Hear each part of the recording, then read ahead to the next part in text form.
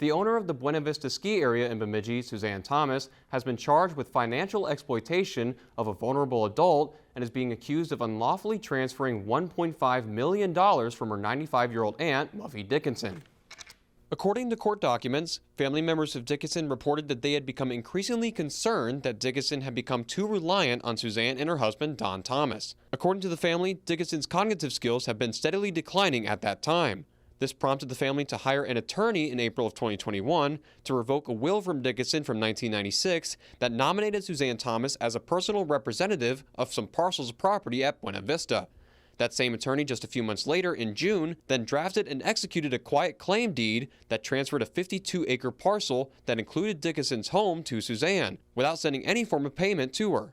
Dickinson then met with a different attorney and demanded the transaction be canceled as she did not understand the documents that she had signed. Then later in November, Suzanne transferred the property back to Dickinson. In 2023, Dickinson's cognitive skills continued to decline. A medical exam note from June of that year indicates that Dickinson suffered from advanced dementia and poor short-term memory, which led to Dickinson being admitted to Nielsen Place in Bemidji, a long-term care facility.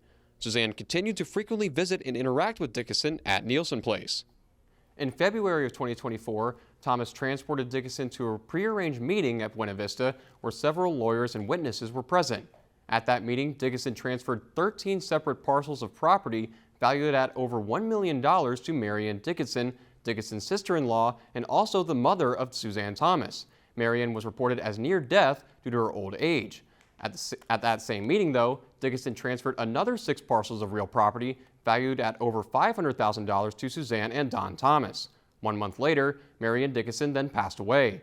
Marianne nominated Suzanne to be her personal representative of the estate as a result of the transfers that happened earlier that year in February, leaving Suzanne in control of all 19 parcels of property at Buena Vista.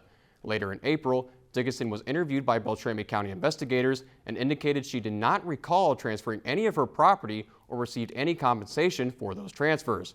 The value of the land involved in these alleged unlawful transfers is approximately $1.5 million. We reached out to Beltrami County Attorney David Hansen, but he declined to comment at this time. We also reached out to Suzanne Thomas for a comment on this story, but we have not yet received a response. Lakeland News is a nonprofit news organization. Donate to Lakeland PBS today to support your local news team.